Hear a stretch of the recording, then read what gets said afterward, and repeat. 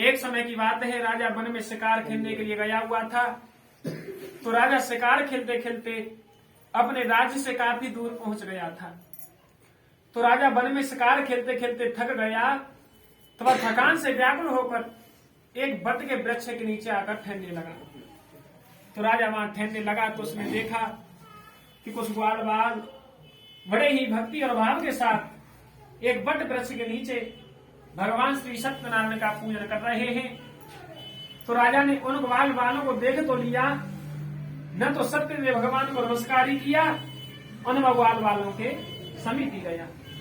जब पूजन पूर्ण हो गया, ग्वाल बालों ने उसके सामने प्रसादी भी रखा, क्योंकि हमारे हिंदू धर्म में एक प्रथा है कि सबसे पहले प्रसाद कोई पंडित जी हो तो पंडित जी ने दो सा, या फिर कोई कन्या हो तो कन्या ही दो पहले, या फिर राजा हो तो सबसे पहले प्रसाद राजा को ही दिया जाता है। तो ग्वाल बालन के अंदर विचार आया कि भाई या साक्षात राजा विराजमान है, क्यों ना सबसे पहले प्रसाद इन्हीं को दिया जाए। तो यह ग्वाल बाल द्रौपदी से उस राजा के पास पहुंचे। इतनी हिम्मत नहीं हुई कि राजा के हाथ में प्रसाद दे दे, राजा के समक्ष रखाए। राजा अभिमान बस, राजा के अंदर अभिमान आ गया कि मैं एक राजा होकर के इन दीन ग्वालों का भी प्रसाद ग्रहण करूंगा।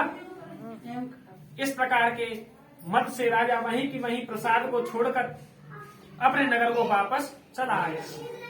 जब उसने अपने नगर में पहुंचकर देखा कि राजा के पुत्राद उसके 100 पुत्र थे, राजा का राज्य, राजा के राज्य की जहां तक की धरती थी सब उलट पुलट हो गई। तो राजा समझ गया कि यह सब भगवान सत्यदेव ने ही किया है। राजा वापस उसी स्थान पर पहुंचा, ग्वाल वालों को ढूंढा कि भाई कौन कौन से गांव के उस स्थान में पहुंचा। तो वहां पर केवल झूठे दोने पड़े हुए थे, उनमें चेटियां लग रही थी। तो राजा ने ग्वाल वालों को ढूंढने की घोषणा करवाई, ग्वाल वालों का पता लगाया और बड़े विधि के साहिब पहले की तरह भगवान श्री सत्यनारायण का पूजन वहां वट वृक्ष के नीचे किया। प्रसाद बांटा, प्रसाद खाया। राजा ने एक और बड़ी अच्छी भक्ति जताई। जो राजा पहले प्रसाद के दोने को छोड़कर चलाया था, वह दोना भी वहीं पड़ा हुआ था। उसमें चेंटियां लग रही थी। राजा ने चेंटियों को हटाकर वह प्रसाद भी ग्रहण किया। तो प्रभु की कृपा से सब कुछ पहले जैसा ही हो गया और वह सब दीर्घ काल तक एक लंबे समय तक सुख भोग कर वह वैकुंठ धाम को चला गया। तो इस कथा से हमें क्या प्राप्त हुआ कि हमें कभी भी किसी भी प्रसाद की अवहेलना नहीं करनी चाहिए। जहाँ प्रसाद वितरण हो रहा हो तो वहाँ अवश्य ही प्रसाद ले लेना चाहिए। कोई ऐसा विचार ना आए मन में कि हम तो छोटी कास्ट के हैं, किसी ने मुंडनी आए,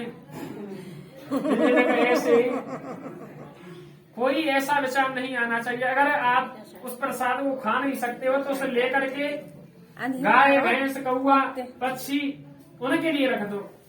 उस जगह पे उसका अपमान मत करो जिस जगह पे वो प्रसाद वितरण हो रहा है। उसमें उस प्रसाद का अपमान नहीं है, उस देने वाले का अपमान नहीं है, इसमें साक्षात भगवान का ही अपमान है। ये प्रसाद कभी छोड़ने नहीं चाहिए और भंडारे का प्रसाद कभी ग्रहण नहीं करना। भला ऐसी है कि एकादशी गुजार रही और पन्नी में पन्नी धल ले जानते भरोसा।